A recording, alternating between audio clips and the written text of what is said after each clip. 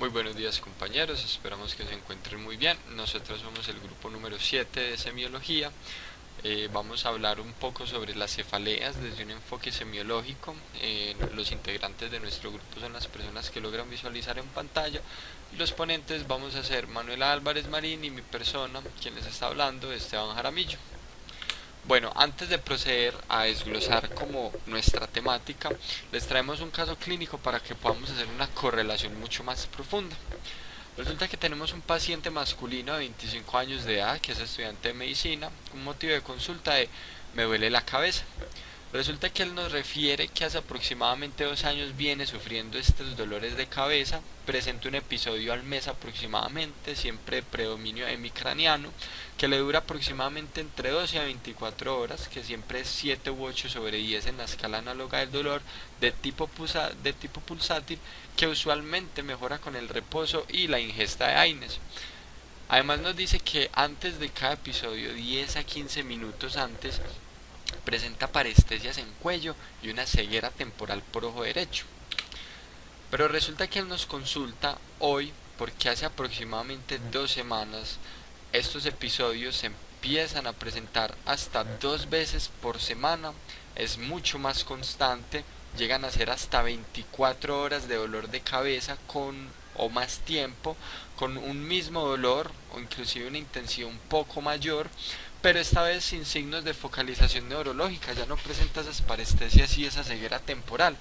Entonces, algo ha cambiado en él que nos vamos a preguntar por qué o qué es lo que está sucediendo. Entonces, si nosotros seguimos indagando, tenemos que nuestro paciente no presenta antecedentes personales de importancia ni familiares de importancia.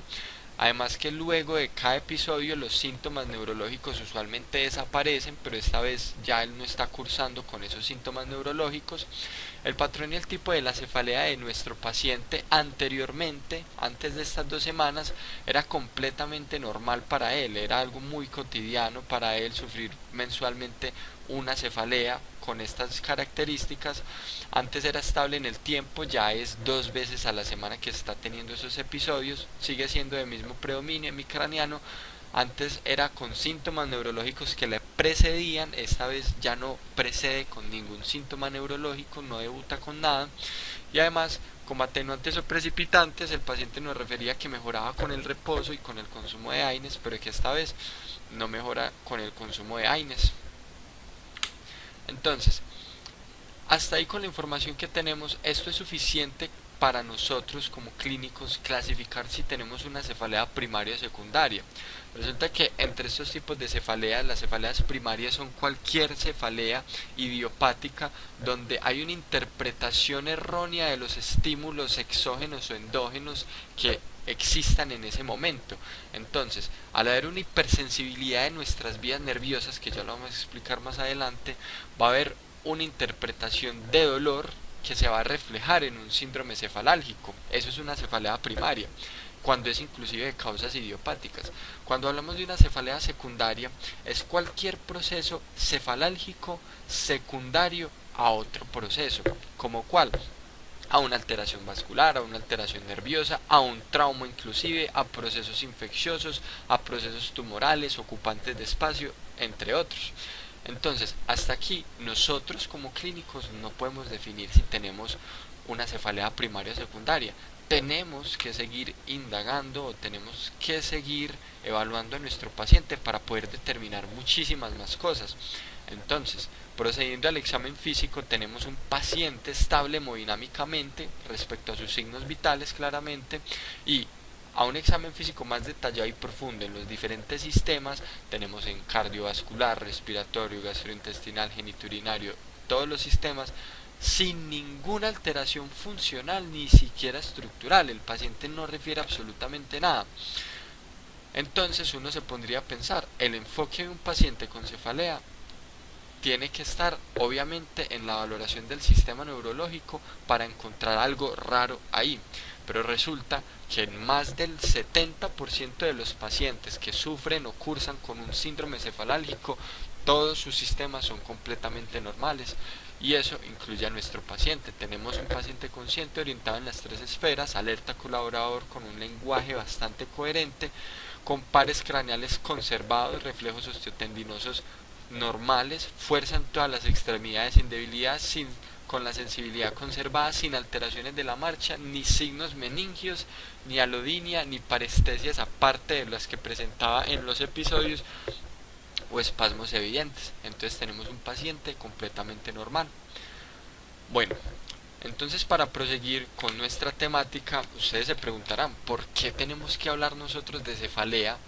Un tema que de pronto le pasará a algunas personas en consulta y a otras no, pero resulta, muchachos, resulta, compañeros, que las cefaleas, los síndromes cefalálgicos a nivel mundial componen el 16% de las consultas en todos los servicios: consulta general, consulta externa, servicios de urgencias, incluso las consultas con los especialistas. O sea, esto es bastante respecto a la población mundial. Y además tenemos que aproximadamente que tenemos una prevalencia y una incidencia mucho mayor en mujeres que en hombres, siendo una relación hombre-mujer de 1 a 2 o inclusive 1 a 3 aproximadamente. Entonces vemos que las mujeres debutan y cursan muchísimo más con cualquier tipo de síndrome cefalálgico que los hombres. Y del 100% de las cefaleas, el 55% o más son entre el tipo tensional y migraña. Listo. Las mujeres usualmente presentan mucho más las cefaleas de tipo migraña sin auras que con auras, con esos síntomas que le preceden a la aparición de un episodio de cefalea. Además, nosotros tenemos que la cefalea tiene una incidencia en edades muy tempranas de la población mundial e inclusive en nuestra población colombiana, que puede aparecer entre la segunda y tercera década de la vida en poblaciones funcionales y bastante jóvenes, siendo la cefalea tipo tensional la que aparece entre los 25 y 30 años con ese predominio. Entonces, al aparecer en estas poblaciones tan jóvenes, estas cefaleas, inclusive no solo la tipo tensionante sino todas, pueden llegar a ser discapacitantes de manera sumativa, no permanente como otras entidades. Por ejemplo, un accidente cerebrovascular o los ACVs son las causas de discapacidad, cierto, de disminución funcional en la sociedad, que tiene un impacto en la carga laboral bastante grande, porque genera una discapacidad permanente en las personas que padecen esto. En cambio, la cefalea, como son tantas personas jóvenes las que sufren esta patología, al ser una entidad que no genera discapacidad permanente, sino que es en días, puede llegar a representarse o a reflejarse en la sociedad cuando es una persona que se incapacita un día por una cefalea, otra persona 2 días por otra cefalea, o la misma persona que se incapacita una vez al mes por una cefalea. Eso empieza a sumar inclusive entre 12 a 25 días al año de una carga laboral que se disminuye y de una disminución de la funcionalidad de estas personas al año. Entonces vemos que tiene un impacto bastante alto la cefalea respecto a la discapacidad a nivel de nuestro país, de Colombia, y a nivel mundial como tal. Entonces, procediendo un poco a adentrarnos qué es la cefalea, pues tenemos que la cefalea es cualquier tipo de dolor de cabeza. Son los trastornos más comunes en el sistema nervioso, ¿sí? Son dolorosos, muy incapacitantes en nuestra sociedad. Pueden haber muchos tipos, como la cefalea tensional, la migraña, la cefalea en brotes o la cefalea de tipo clúster, o también puede ser por otras causas relacionadas con, por ejemplo, al consumo excesivo de analgésicos.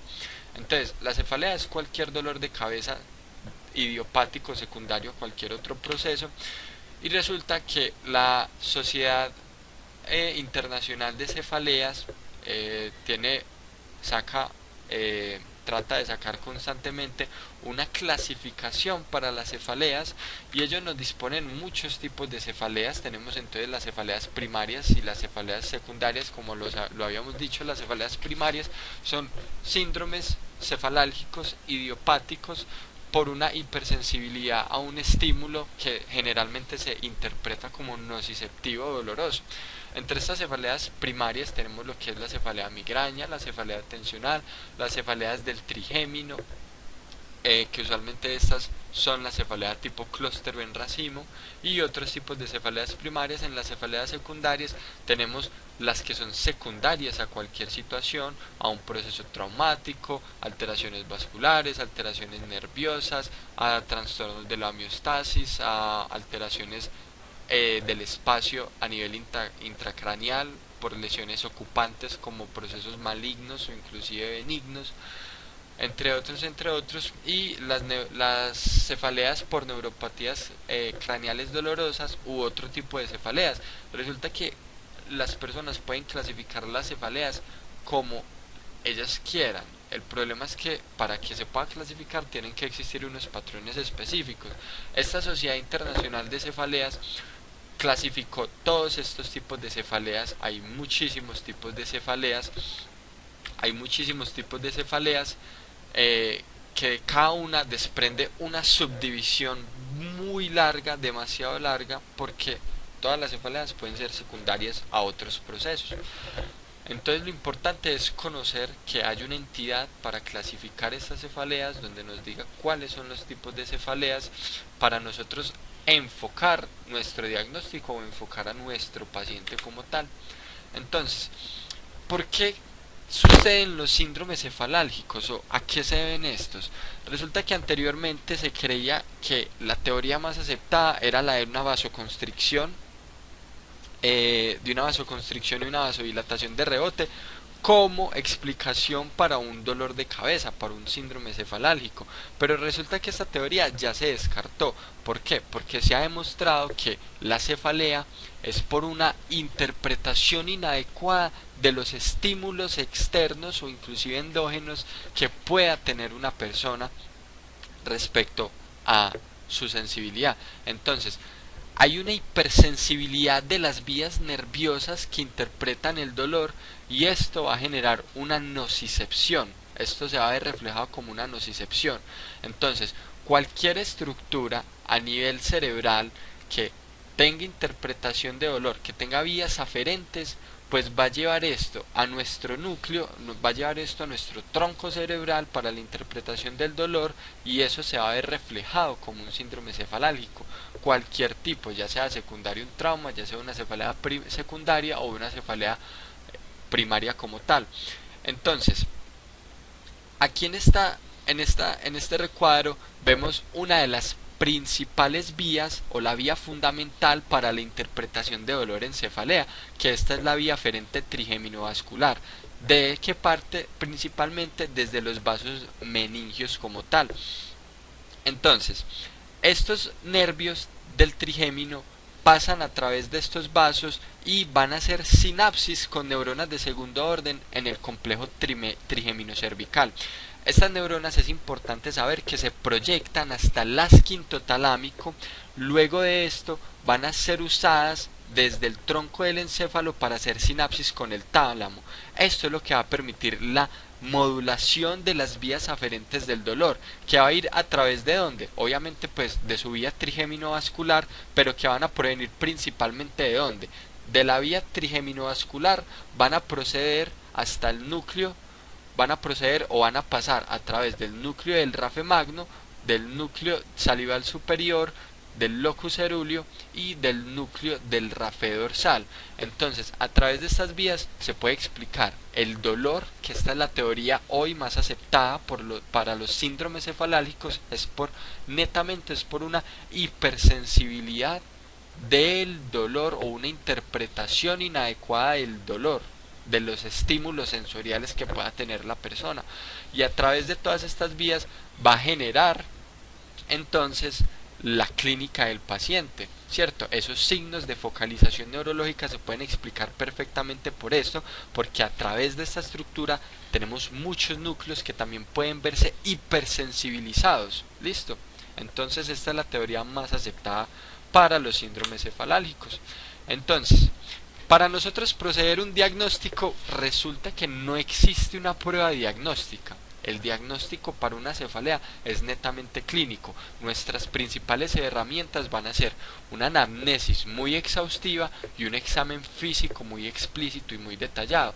Aquí es importante saber que las imágenes diagnósticas en más del 70% de los casos o inclusive el 85% de los casos no van a ser sugestivas absolutamente de nada. Entonces, cuando nosotros procedemos a la anamnesis, ¿qué debemos incluir? Obviamente, un inicio, cuándo le inició la cefalea a esta persona, desde hace cuánto, si tiene presencia o ausencia de auras y pródromos, cualquier síntoma o signo que sea precedido al episodio de cefalea. Debemos recordar que las auras o los auras son principalmente todos los signos de focalización neurológica que le preceden a un síndrome cefalálgico, y los pródromos son cualquier otro tipo de sintomatología que no sea netamente neurológico. Hay que indagar por la frecuencia, la intensidad y la duración de los ataques, de los episodios, el número de cefaleas al mes, el tiempo y el modo de inicio, si es secundario un trauma, si fue secundario un trauma, si es de inicio súbito, crónico, listo. El tiempo, el sitio de el tipo, el sitio de irradiación del dolor, si es hemicraniano o holocraniana, si es de predominio temporal, parietal, frontal, occipital. Si hay síntomas asociados a agravantes o atenuantes como la realización de ejercicio, como la exposición a estímulos fotolumínicos, a estímulos auditivos, preguntar si existen antecedentes familiares de aneurismas y obviamente de cualquier otro tipo de cefalea, si hay relación ante la comida o el alcohol, respuestas o cambios ante tratamientos previos actuales, si hay asociación a traumas o si la cefalea le genera discapacidad o si hay asociación de factores ambientales. Ante el examen físico es importante realizar una toma de signos vitales muy detallada y específica.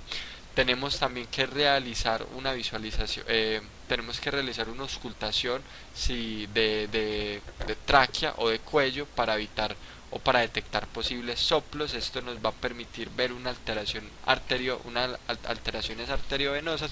Lo mismo al realizar al realizar un fondo de ojo para ver que no exista un papiledema, alteraciones arteriovenosas. Tenemos que encontrar puntos de gatillo dolorosos en cabeza, cuello y hombros. En músculos de cuello hay que realizar una exhaustiva revisión de ellos y de la columna vertebral. Hay que ver el estado mental y la alteración de pares craneales si la hay.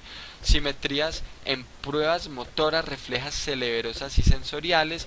Hay que visualizar la marcha y el equilibrio de nuestro paciente. Entonces, cuando nosotros ya tenemos una anamnesis y un examen físico adecuado, tenemos que tener criterios en cuenta para decir, esto es una cefalea grave que me tiene que preocupar o es una cefalea en la que puedo estar tranquilo, no me tengo que preocupar para correr con este paciente, sino que le puedo trabajar con calma. Resulta que hay unas características de bajo riesgo para definir si la cefalea es de baja severidad y para determinar si nuestro paciente requiere o no requiere una neuroimagen. Entonces, entre ellas es que el paciente refiera a características típicas de su cefalea, que sea menor de 50 años, que no tenga signos de focalización neurológica, que no tenga antecedentes de importancia ni hallazgos relevantes al examen físico, que no hayan cambios de su cefalea o en su historia de cefalea. Estos pacientes que cumplan todos estos criterios no requieren una neuroimagen de manera inmediata, solo si presentan estas cosas y no hay otro proceso secundario subyacente pues a la cefalea. Entonces, eso por un lado cuando tenemos un paciente relativamente muy estable, pero resulta que cuando nosotros tenemos un paciente en el que sospechamos de una cefalea primaria o secundaria o inclusive las dos, porque las dos pueden cursar en un solo paciente, tenemos que definir cuáles son los signos y síntomas que nos van a hacer preocupar. Existe una mnemotecnia bastante interesante que es esta de acá, que se llama el SNOOP 10. Se llama el SNOOP 10 porque en su parte final tiene 10 P's que nos van a permitir definir si el paciente presenta alteraciones que me puedan hacer preocupar para generarle un estudio más exhaustivo y hacerle una neuroimagen inclusive, o para determinar que el paciente tiene un grado de severidad o puede estar cursando con una severidad. Entonces esta tabla es bastante pesada, nosotros les resumimos el SNP a modo de mnemotecnia para que se acuerden bien de este pequeño amiguito que se llama Snoopy. Entonces se acuerdan de la mnemotecnia Snoopy. Aquí en esta mnemotecnia pues la definimos nosotros como el SNP 5, donde abarcamos todo lo de la tabla anterior en este recuadro. Entonces inicialmente vamos a tener banderas rojas ante un paciente con cefalea si hay síntomas sistémicos de autoinmunidad como VIH, procesos cancerígenos tumorales, si hay síntomas neurológicos, si es de origen abrupto y es en mayores o en mayores de 50 años, hay que tenerlo en cuenta como bandera roja. Otros como por ejemplo un trauma encefalocraniano, abuso de sustancias, fármacos o tóxicos, o una cefalea que despierta al paciente. Si hay alteraciones posicionales, si el paciente refiere que aumenta o le genera o tiene una cefalea cuando se pone en sedestación o cuando está erguido o cuando está en bipedestación. Hay que tener en cuenta las banderas rojas cuando hay un progreso inadecuado en el tipo de la cefalea del paciente, si tiene síntomas atípicos, si hay cambios en el patrón, si es precipitada por la tos, si hay un esfuerzo físico o al estornudar, al hacer valsalva. Sospechamos muchísimo y nos preocupamos ante el puerperio y una cefalea durante el embarazo, el uso de analgesias, de painkillers, el uso excesivo de analgesia es una bandera roja como tal. Hay otra mnemotecnia bastante curiosa que se llama tienes grave tu foca, donde nos dice cuáles son nuestras banderas rojas y cuáles son las posibles causas. Cuando un paciente tiene, por ejemplo, una cefalea tipo trueno, que usualmente son las más dolorosas, que puede ser secundario a procesos hemorrágicos, a disecciones arteriales, a trombosis venosas o procesos inmunosupresivos como infecciones oportunistas cuando un paciente es VIH positivo, cuando el paciente tiene más de 50 años porque puede haber procesos tumorales, cuando hay un nuevo patrón de cefalea, cuando hay un embarazo o un puerperio, cuando hay síntomas sistémicos, cuando hay gravatativos, o sea, cuando la clínica del paciente se agrava por posiciones, cambios de posiciones, valsalva, ejercicio o inclusive tener relaciones sexuales, cuando es por un trauma, cuando es una cefalea unilateral persistente, cuando hay una focalización neurológica, cuando hay cáncer como tal. Todos estos procesos nos van a hacer sugestiones del origen de esa cefalea. La cefalea es una manifestación, también puede ser una manifestación de otro proceso que pueda estar cursando el paciente para nosotros sospechar y corregir inmediatamente esa causa. Entonces, eso por el lado del diagnóstico y en cuanto a tener en cuenta las banderas rojas del paciente para proceder a hacer, por ejemplo, una neuroimagen. Pero resulta que existen muchos estudios donde nos dicen que todo paciente con cefalea no requiere una neuroimagen. El Instituto de Choosing Wisely, que es una base de datos o una metabase de datos, trata de soportar o de dar evidencia a los pacientes y a los clínicos para la información de acuerdo al uso de herramientas diagnósticas. Ellos nos dicen o tienen apartados bastante interesantes de la Sociedad Americana de Radiología. Nos dice principalmente que no hay que hacer estudios de imagen en pacientes con cefaleas sin complicaciones y sin factores de riesgos o con una clínica no sugestiva de un agravamiento. ¿Por qué? Nos dice que pacientes con factores de riesgo, con ausencia de factores de riesgos específicos o alteraciones estructurales, no van a mejorar en su tratamiento y en sus resultados clínicos por hacerles una neuroimagen. Entonces, esos pacientes con una alteración estructural significativa o una alteración significativa que requiera una atención inmediata pero que sea detectada por la clínica que sea detectada por la clínica, el examen físico y una anamnesis adecuada, ha demostrado que no mejora el bienestar del paciente realizarle un examen, realizarle una neuroimagen. Entonces, eso es evitar un gasto en el servicio de salud y evitar gastar el tiempo del paciente para llevarlo a hacer una neuroimagen cuando no hay absolutamente nada de sospecha para la realización de la misma. ¿Listo?